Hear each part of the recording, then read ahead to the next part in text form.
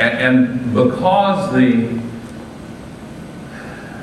medium of television and electronic broadcasting has such a powerful impact, they were able to delay the formation of an appropriate public policy response for 40 years.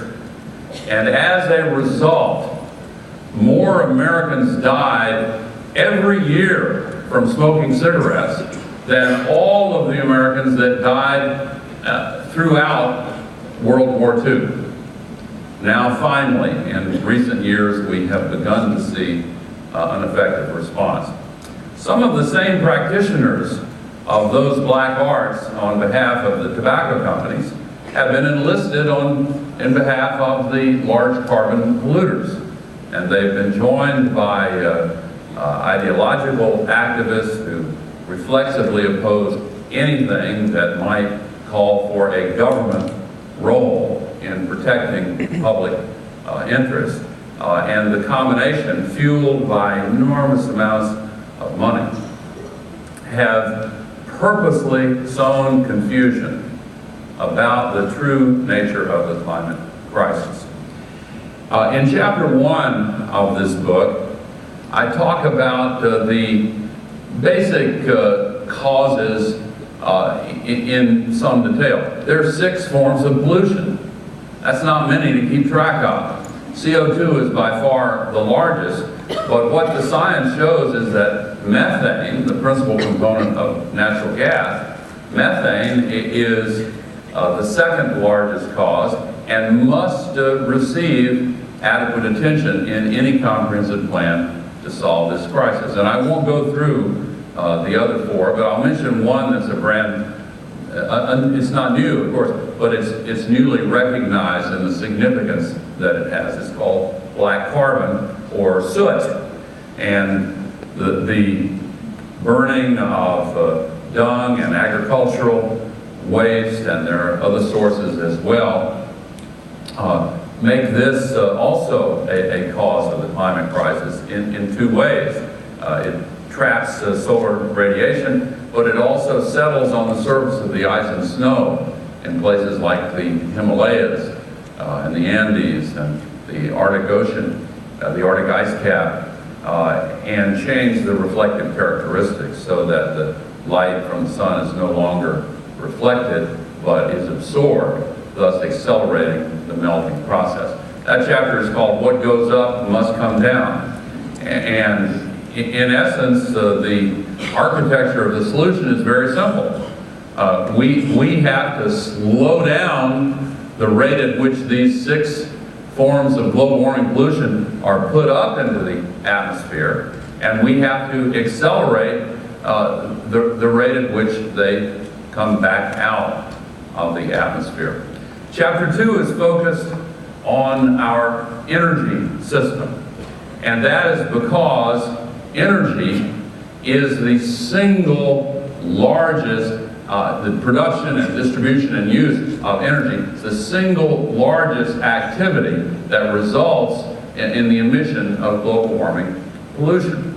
And going back to that point 150 years ago when we first started using oil, we can see that of course coal was already at that point the largest source of energy, being the fuel that drove the Industrial Revolution, and particularly the second Industrial Revolution. But now coal has been overtaken by oil, though coal per unit of energy puts out much more of the global warming pollution, principally CO2, than oil. Taken together, these sources of CO2, man-made CO2, result in us putting 90 million tons of global warming pollution into the atmosphere every 24 hours, as if the atmosphere is an open sewer.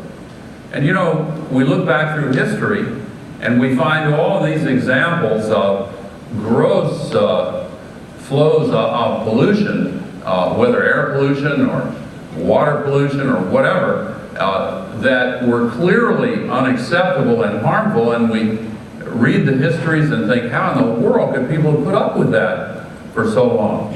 And the reason they did, of course, is that the people and companies that were putting out the pollution counted on having the ability to just dump it for free without regard to the consequences for the rest of us.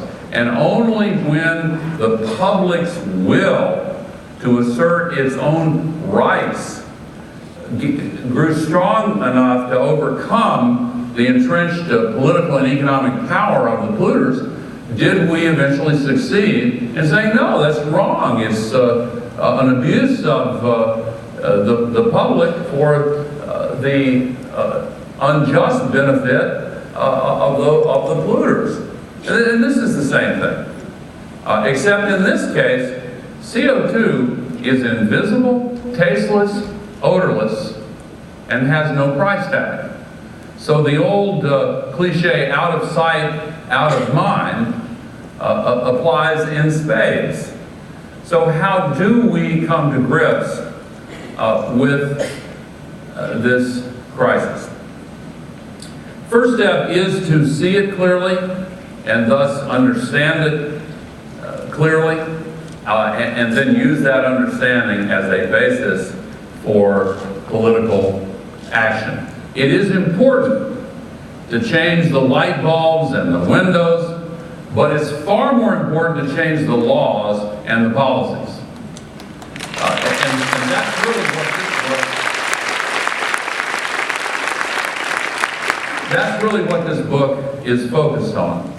You have many books in your libraries called 50 Things You Can Do to Save the Planet, or some title similar to that. And they're valuable books. But this book, I want to be clear, it is really not focused on what individuals can do in changing light bulbs and windows and beefing up the insulation, although it does refer to that. It is really focused on the policy changes that are necessary to actually solve the crisis. The individual actions add up, and they are important. And it's important to walk the walk and not just talk the talk. And those who do make those changes are more likely to become involved in bringing about the policy changes and the political changes and the legal changes and the new treaties that are necessary. But this is focused on the policy changes that are needed. The first section of the book, the second section of the book, after the introduction and what goes up must come down, and the part on, and the chapter on energy, begins an examination of the alternatives to carbon-based fuels that are now available to us. And the first of those chapters is on solar energy.